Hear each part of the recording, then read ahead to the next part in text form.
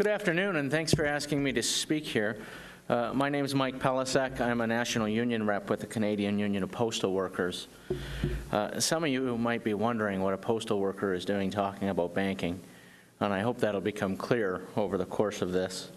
But I think it's interesting that as this forum is happening here in Toronto, the world's financial and political elite are also gathered at Davos at the World Economic Forum, and they're also talking about money, tax, and poverty.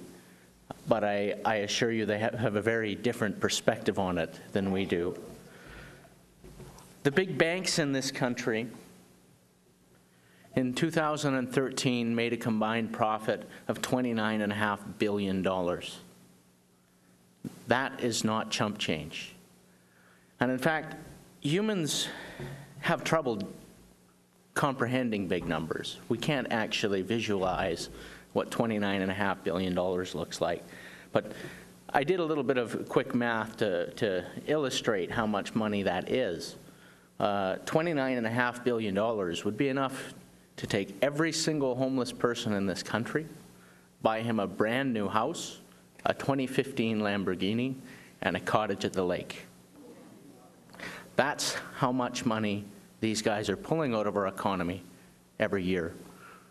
Perhaps to put it a little more sanely, $29.5 billion a year would be enough to build a national housing program that would end homelessness in this country, and it would be enough money to provide free education at all levels to every citizen of this country. So these are not small stakes that we're playing with. And these people are not going to give up this kind of wealth and power without a fight. Public banking is one of the ways to do that. It's one of the ways to break their grip on our economy and on these resources. And I believe that postal banking is the easiest way for us to establish that. In 2013, October of 2013, there was a study published. It was written by John Anderson, and it was published by the Canadian Centre for Policy Alternatives. The title of that study is Why Canada Needs a Postal Bank, or Why Canada Needs Postal Banking. And in that study, John Anderson actually looks at other postal banks around the world. This is something that a lot of people here don't know. They hear postal banking and it sounds strange. Well, you know, in truth, outside of North America, postal banking is really common.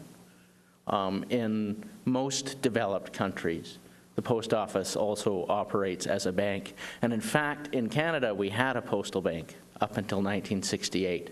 It was killed in 1968 after there was a major lobby and a push from the private banks in this country. But if you look around the world, you'll see the postal industries are changing. We're under pressure as technology is changing people's mailing habits. And what that's meaning primarily is a slow but steady decrease in the volumes of letter mail and a dramatic increase in the volume of parcels as people are buying more stuff online. So postal administrations around the world are grappling with this reality and restructuring. But it's actually not nearly so damaging as you might think or as they would have you believe here. How many of you heard that Canada Post is a drain on taxpayers? Show of hands. You know how much money Canada Post has taken from taxpayers in the last 25 years? Not one single penny. Canada Post turns a profit. It's probably going to report record profits for last year. The first 3 quarterly reports were outstanding. And it's returned over $1 billion to the public purse in the form of taxes and dividends. So this is money that Canada Post puts into the federal government that they're actually able to use for other services. I know our Prime Minister would have you believe the opposite because he seems to be hell-bent on destroying this Crown Corporation and restructuring it. we suspect, to privatize it and sell it off to his friends. And when they sell this off, they'll want to sell it off cheap. So they're creating a crisis. That's an old trick. We've seen it before. We've seen it before from these same people when they were running Mike Harris's government here in Ontario. Snowballin famously said that they needed to create a crisis in the education system in order to justify the changes. That's exactly what's being done at Canada Post. A few years ago, when Stephen Harper needed a new CEO for Canada Post, who did he hire? A man by the name of Deepak Chopra.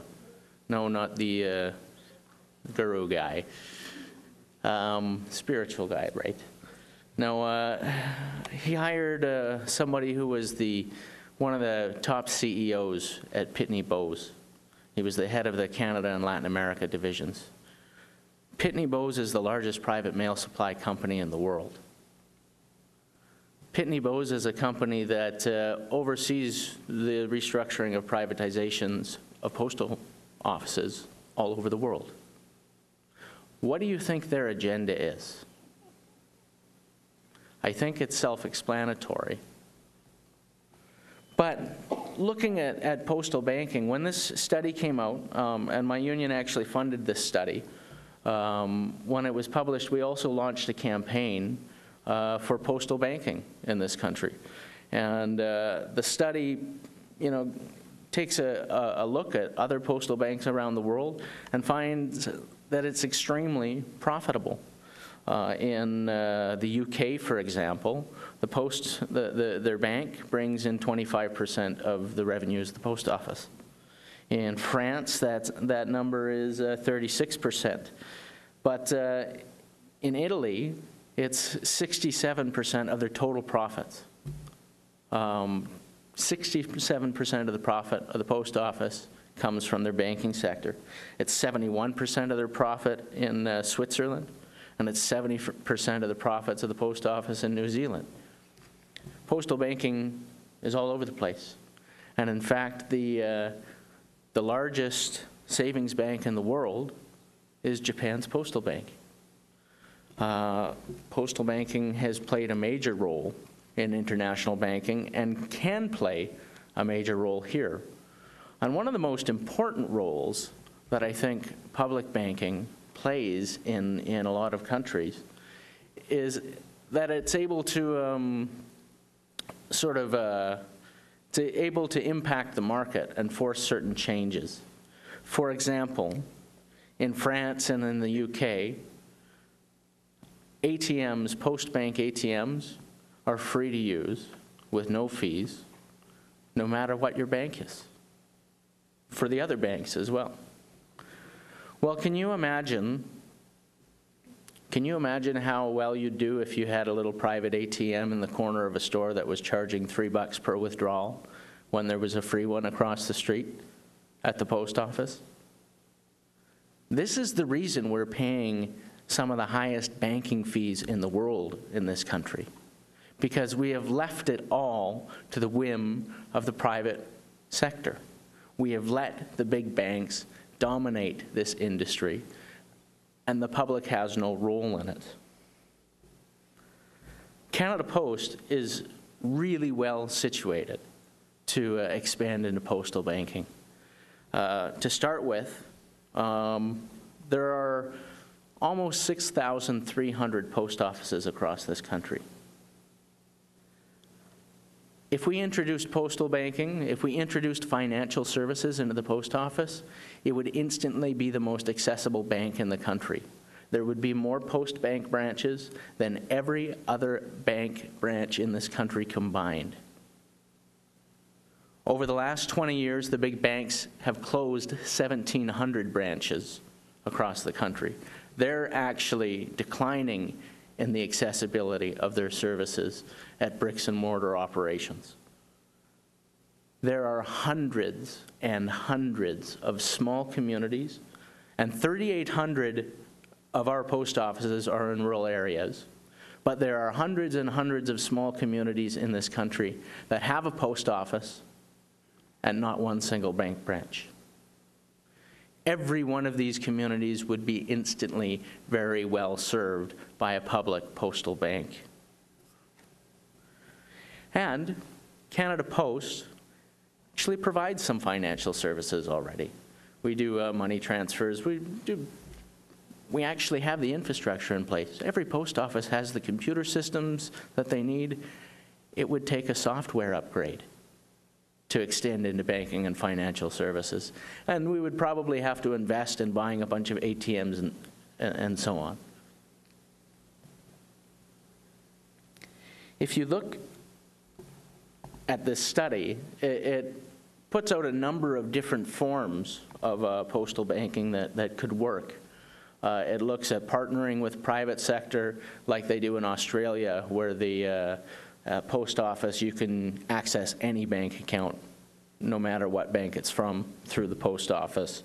You could do something like that. It looks at a number of different aspects, different sort of methods of building this. But when we were funding this study and launching this campaign to try and sort of build some political will around this idea and try and convince people that this was something viable, we didn't realize that Canada Post was actually doing the same thing until I think Councillor Kristen Wong-Tam mentioned it earlier today, that there was a report that was released through Access to Information from Blacklock's Reporter, is a journalistic outfit that managed to get their hands on this, which shows that Canada Post had actually spent about 4 years working on a postal banking file. And as she said, over 700 pages of that 800-page report have been redacted. I have a copy of it here. She flipped through it briefly, but even the pages that they have published, they're mostly blank. But they have the headlines. And so from the headlines, from the titles, you can get an idea of what they were looking at. See, on this page, it talks about how this is a win-win strategy. They talked about it being a proven diversification strategy. They even went through some of the same numbers that we did, looking at postal banks around the world. Here's one slide which gives us an idea of how hard they're working on it. Again, they only gave us the headline, but it's Financial Services Weekly Update Meeting. So they were meeting on this weekly for a period of years. We look through it further, and here they're doing an analysis of the retail banking sector in Canada, looking at the different banks, and they came up with a clever little title.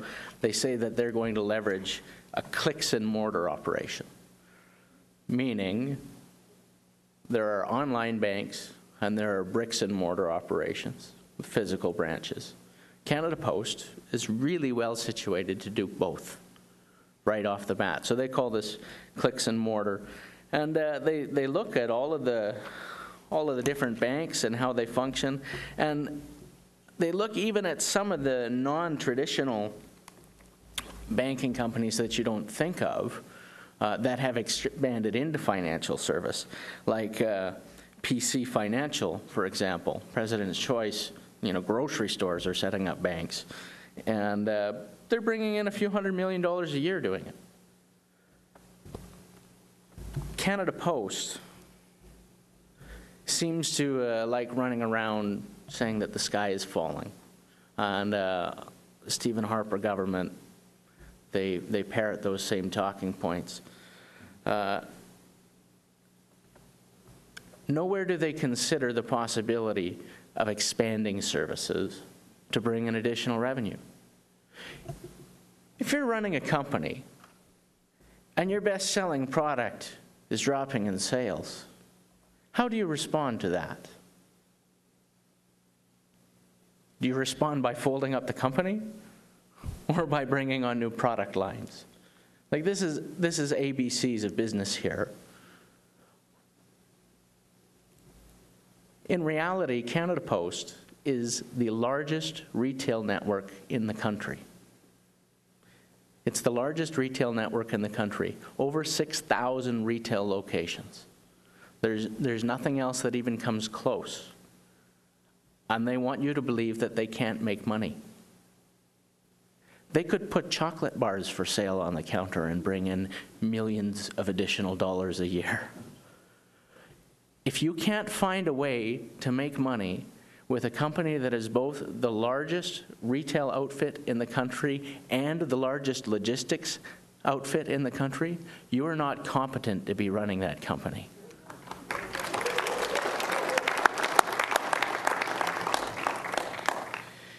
And so, as we realized that Canada Post had these same plans, and it shouldn't have been that big of a surprise because there have been a number of Canada Post CEOs that have been pushing for postal banking in the past. But so when you realize that they had this plan, that they had their proven diversification strategy, their win-win situation that could save their services, you have to ask yourself why the government decided to go ahead and try to cut door-to-door mail delivery instead. Why they're going to remove door-to-door delivery service from 5 million households. Why they would go to try to destroy 8,000 good-paying jobs. I would suggest to you that our government has the interests of the profits of the big bankers at heart, more than the service that Canadians expect from the post office. And I think that's fairly obvious. But there are some questions that we need to be asking of this government. Number one, who killed this report? Who buried it? Who gave the order in October of 2013, just a few weeks before they announced these cuts? Who gave the order to stop this? Why won't they release this full report? Why won't they release the detailed information? Well, I think we got another hint into that, which is another release that came through Blacklock's reporter, through an access to information request. Stephen Harper likes to brag about how his government fills access to information requests, how they're pumping them out faster than anyone else. But they don't actually release information. They release documents that are blacked out like this. So you should question them when they brag about the access to their information.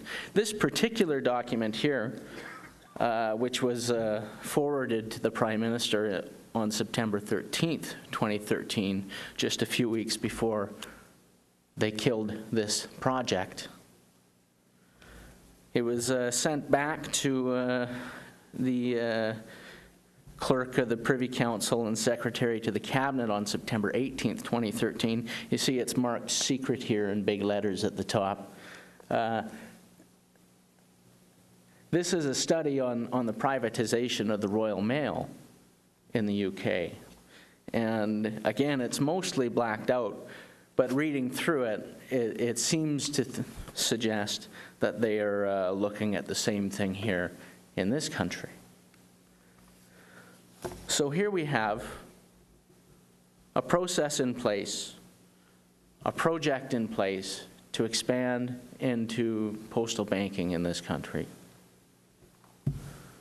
September 2013, the Prime Minister gets a study on the privatization of post offices, and not just the Royal Mail, it looks at others. It mentions there have been other successful privatizations of national post offices. A few weeks later, the postal banking project gets killed at Canada Post. And a number of weeks later, in early December, they announced these draconian cuts. So I think it's fairly clear what's going on here. I think we're being given a snow job, maybe a snowballing job. I think Blacklock's reporter has done outstanding work, investigative journalism, digging up these documents. And I think the best sign of that is the emails that they released just a few weeks ago that showed that the month after they published the report from the Prime Minister's office that I just held up, the federal government blacklisted their website from 200,000 computers so that public sector workers can no longer access that website. So these people fight dirty, and they know who the enemy is. The enemy is the truth and anybody who wants to stand up for public services in this country.